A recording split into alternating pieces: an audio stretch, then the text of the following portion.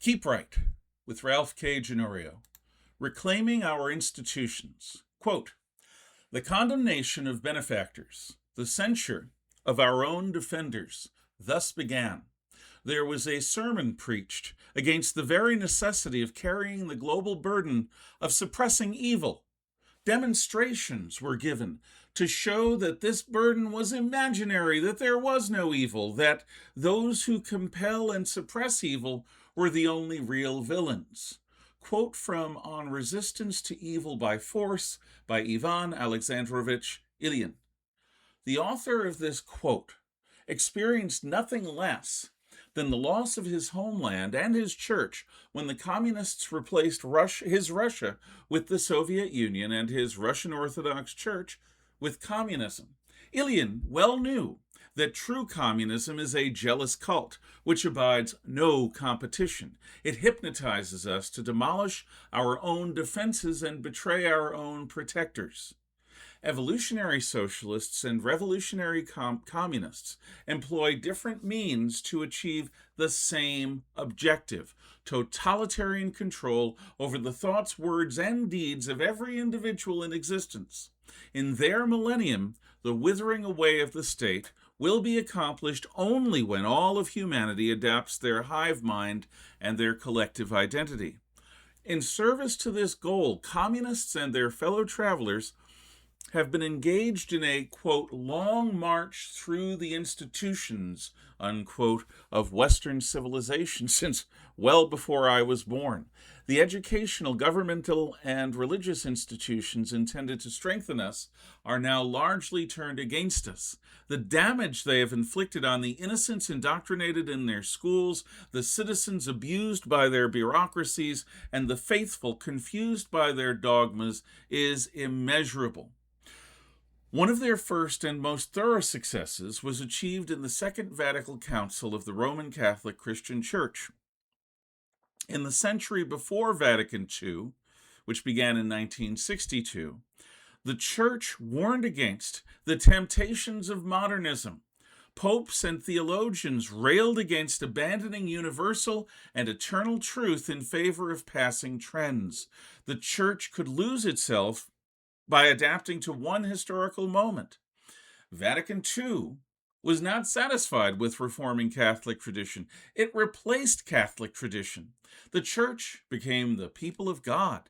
The Latin Mass became a babble of vernacular rites. The guiding philosophies of St. Augustine and St. Thomas Aquinas were eclipsed by efforts to fuse the legacies of Christ and of Marx.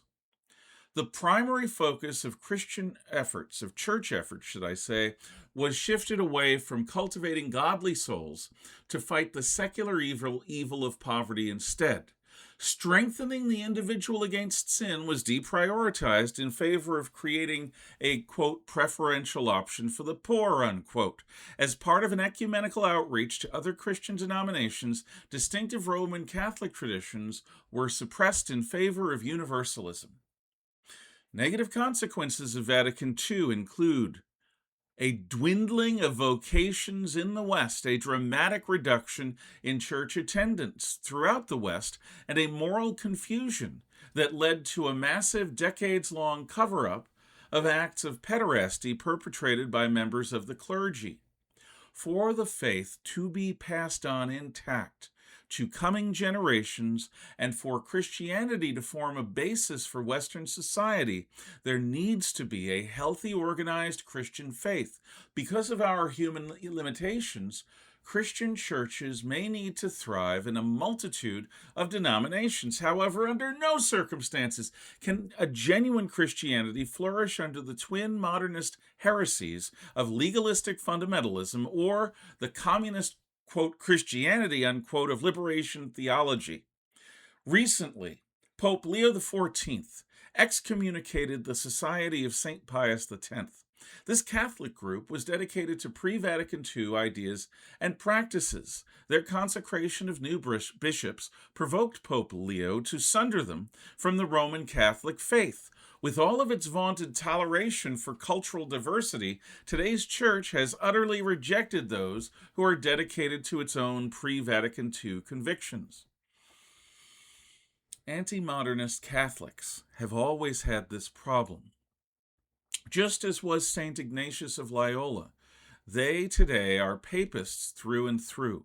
They identify their legitimacy as having come through canon law and unbroken papal tradition stretching back to the Apostle St. Peter. Their chief criticism of Martin Luther, John Calvin, and of all Protestant and Reformed traditions is that they reject Rome. But with Rome now led by liberation theologian popes like Francis and Leo XIV, and before them reforming popes like John the 23rd, Paul VI, and even in many respects John Paul II, where is a self-consciously legitimist conservative papist to go? Will those in sympathy with the Society of St. Peter form their own denomination? It wouldn't be the first time that faithful Catholics endured a schism. The last erupted 6 centuries ago after the French king captured his own pet pope and moved him to Avignon in the south of France. Ultimately, 8 would-be popes warred alongside different royal sponsors, calling all 7 others anti-pope and anti-Christ.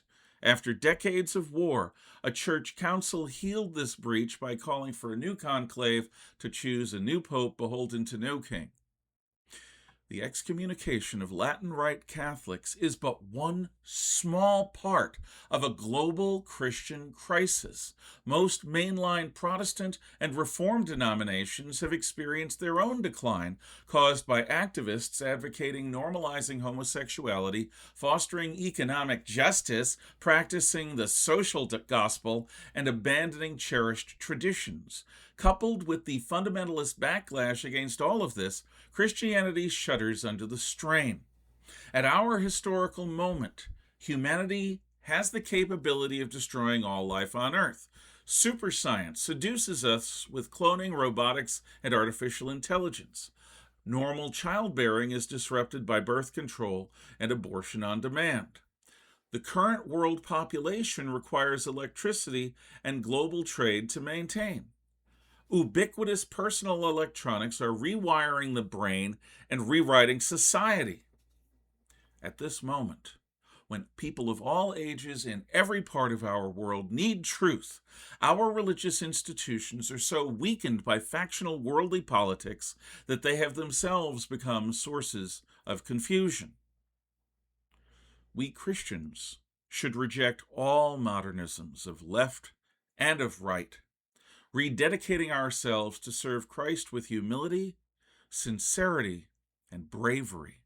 Each of us can live in imitation of Christ. Everyone called by a vocation can recall that their loyalty is to the living God rather than to any institution of man. We can restore Christ to primacy within Christianity, and in his service can return a meaningful Christian influence to individuals, to society, and to a needy world. Now, as YouTube is continuing to do its thing with the next video suggestion, I will waste our time counting down to the end of the video. From 10, 9, 8, 7, 6, 5, 4, 3, 2, 1. Thank you.